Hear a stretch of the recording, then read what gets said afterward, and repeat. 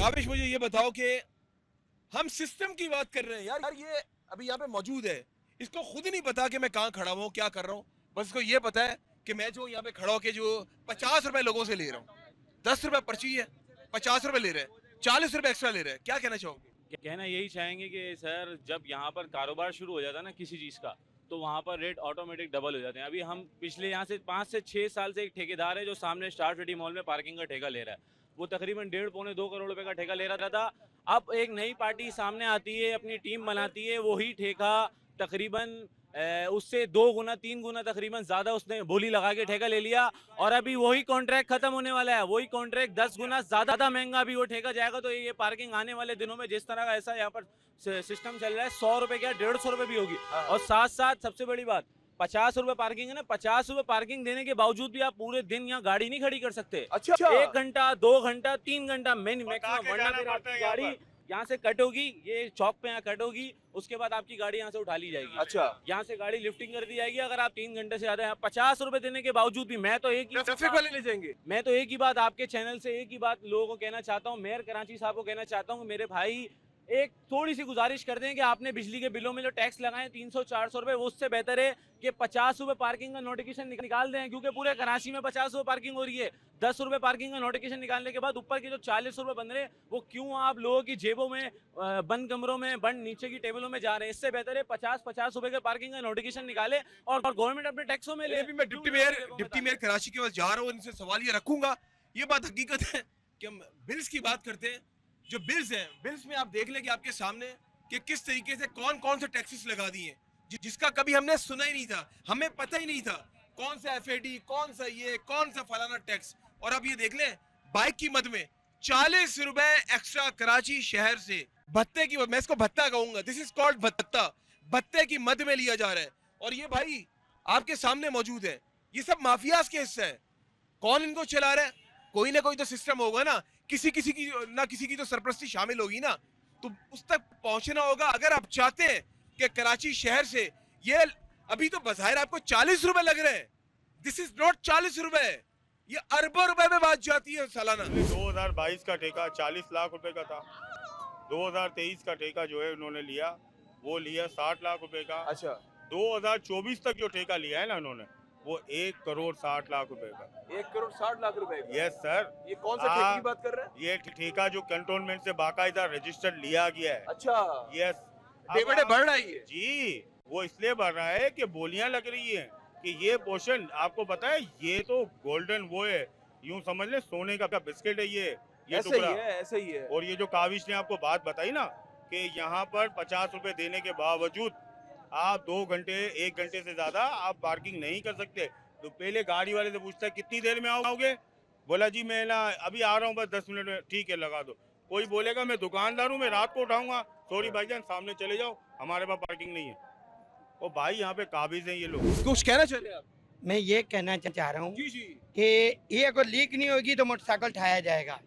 इसमें मुलव्वस है ट्रैफिक भी, अच्छा उनके बीच में पैसे हैं, वो आके देखते हैं लीक लगी हुई है, हमारा जिसको लगी होती है ऐसे वो उठा के ले जाते हैं। वो मेहरबानी करो, खुदा का वास्ता है, ट्रैफिक डीएसपी को ये सोचना चाहिए।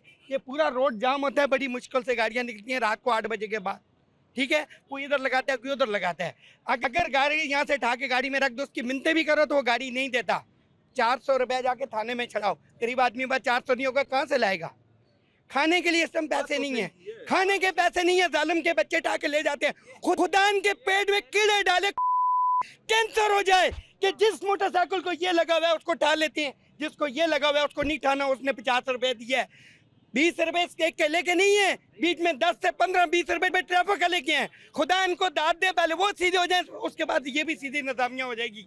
अगर गाड़ी पार्कर लगानी है तो एक पट्टी पे लगाओ, ये नहीं है कि एक दौर यहाँ तक आ जाओ, आने जाने वाला कहाँ से जाएगा। अब ये मैं लाइट बनवाने आया हूँ, खुदा की कसम मेरी गाड़ी वो जानो मार्केट के पास खड़ी है, मोटरसाइकिल इधर क्यों नहीं लाई? कोई उठा के ले जाएगा, ऐसे एक्ट लग जाएगा, ले जाएगा, मैं 400 कहाँ से दूंगा? लात कहाँ से कहाँ जा रहे हैं इस टाइम? आप किसको कसूरवार कहेंगे सिस्टम को? पूर्वार को मैं कहूँगा कि इसमें ट्रैफिक मुलव्वस है, ट्रैफिक पुलिस मुलव्वस है, कि अगर पैसे ना ले, आप समझते हैं सिस्टम का जो कसूरवार है वो ट्रैफिक है? बिल्कुल ट्रैफिक है। इसलिए कि ट्रैफिक का काम है कि अपने पैसे बाकी बीच में जो बंद करें। ट्रैफिक जो बाकी इदारे जो परमिशन देते हैं, जो ठेके देते हैं, ये केएमसी, ट्रैफिक, ये तीनों और थाना, 3 बंदे मिले होते हैं, तब जाके मोटरसाइकिल वाले को पार्किंग मिलती है। ये आप देख लें आपके सामने, बंदे का काम नहीं है। आपके सामने ये गरीब की आवाज है। यही दुआ है खुदा, ये सानी वाले जितने भी पार्किंग में पैसे देते, खुदा उनको ऐसी मौत दे, घर जाए उससे पहले डेड बॉडी जाए। इसलिए मैं जले हुए दिल से बोल रहा हूँ, क्यों कि जिसकी जेब से 400 रुपए थाने में देकर मोटरसाइकिल लेके आता, रात को रोटी कहाँ से खाएगा, क्या से उठा के ले जाते। इस भाई ने जो बातें की हैं सही की हैं, इसने जो बातें की हैं सही की हैं। ये चीज जिसकी 2 घंटे का आप देख सकते हैं इस भाई, मुल्क के अंदर इस भाई की तड़प देखें, इस भाई की अल्फाज में वो तड़प मैं यहाँ महसूस कर रहा हूँ। आप देख सकते हैं लोग कितना गुस्से से भरे में। कोई है पूछने वाला? चलो यहाँ था तो तुम अपनी चला लोगे, कोई मसला नहीं है, कोई मसला नहीं है।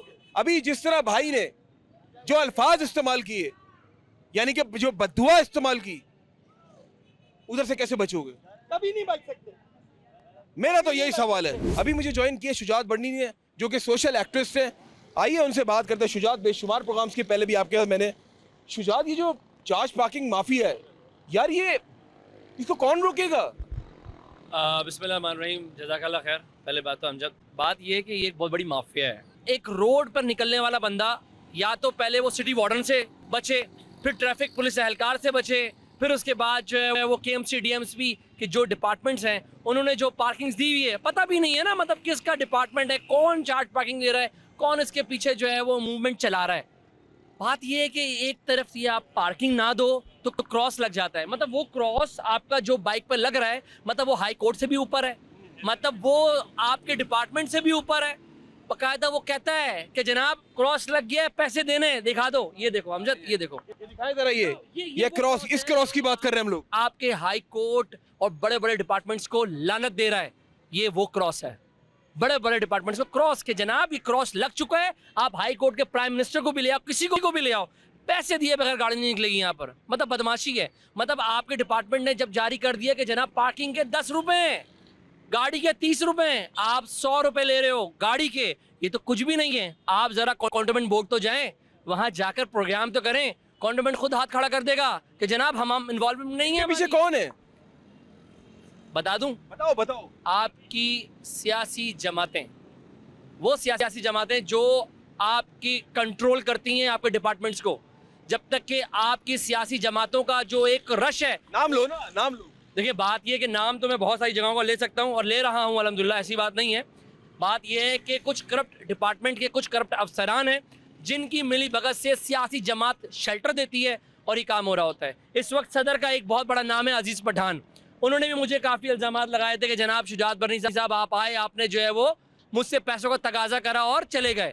मैं उनको ये बता दूं कि अजीज़ पठान के बाद और लोग आ गए, उनको भी सियासी जमात की शेल्टर है भाई। और सियासी जमात शेल्टर देता है तो काम करता है ना। मुझे बताओ कि आपको ये भत्ता नज़र नहीं आ रहा, उन डिपार्टमेंट्स को ये भत्ता नज़र नहीं आ रहा, उन हसास इदारों को ये भत्ता नज़र नहीं आ रहा जो भत्ता इस वक्त खुल्लम खुल्ला लिया जा रहा है। ये बेसिकली पर्ची, उस पर्ची को तो लोग याद करके रो रहे हैं, लेकिन आज इस पर्ची को देखकर लोग तड़प रहे हैं कि जनाब एक बंदा 100 रुपये का पेट्रोल डलवा के बाहर निकला है, वो कहीं पर गाड़ी खड़ी नहीं कर सकता। अगर वो गाड़ी खड़ी करेगा, वो 50 रुपये उसको भत्ता नहीं देगा तो उसकी गाड़ी जो है वो ट्रैफिक पुलिस वाले ले जाएंगे। सिस्टम को कौन सही करेगा?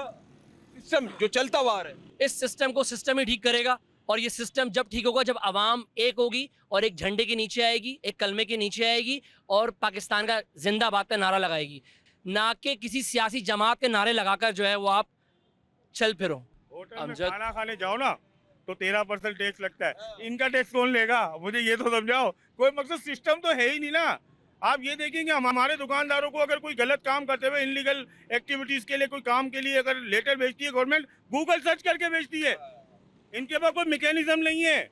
और आपको मैं फिर बार बार कह रहा हूँ माजरत के साथ, गलत सवाल गलत आदमी से कर रहे हो कि सिस्टम को कौन सही। अरे भाई आप ये सवाल हमसे कर रहे हो, हम तो खुद पीछे में भाई, हम तो खुद मरे में मेरा हैं। मकसद ये कि देखिए आप इस टाइम आवाम है, आवाम से भी तो पूछ सकते हैं कि आपके जहन में क्या सिस्टम कौन सही करेगा। तो एक ही बात आती है जो है ना, क्या नाम है, भैंस और है ना लाठी वाली। ठीक अच्छा, है एक ना? बात बताएं आप, उसी की भैंस। ये पाकिस्तान आपका है, जी बिल्कुल मेरा है, इन सबका है। बिल्कुल बिल्कुल हमारे ठीक है। अजदाद ने कुर्बानियां दी हैं इसके दी है लिए। दी है, तो हमारा भी हक है, यार मैं हमारा भी हक है यार मैं तो अपने कि हम भी इस सिस्टम को सही करने में अपना किरदार अदा करें। और बताऊं, ये बड़ी तल्ख बात है कि आजकल हम सोचने पर मजबूर हो गए कि यार हमारे आबा अजदाद ने काम क्या किया यार।